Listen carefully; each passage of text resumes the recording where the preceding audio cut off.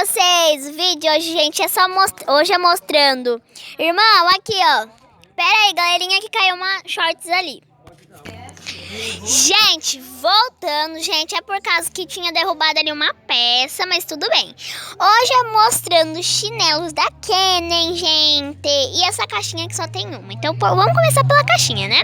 Mas antes de começar o vídeo, deixa muito like, se inscreva no canal e ativa o sininho. E vai lá também no meu canal, que é Vem com a Maria, Valdirene e Paulina. Então, partiu! Gente, olha essa caixinha por R$40, gente. Que lindinha ela. E tinha a vermelhinha, que é dessa corzinha aqui.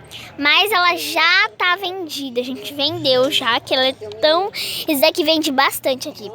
Que cheirinho de chuva, gente. Aí aqui também tem esse chinelinho aqui da Kennen. E tem esses daqui que é mais durinho e esses daqui que é mais molinho, tipo, o que vocês quiserem, né? Esse daqui é mais pra praia ou pra ficar em casa mesmo. Aí então, gente, olha esses daqui. Então, gente, esse foi o vídeo. Espero muito que vocês tenham gostado. Se gostou, deixe muito like, se inscreva no canal. Um beijão nos seus corações e tchau!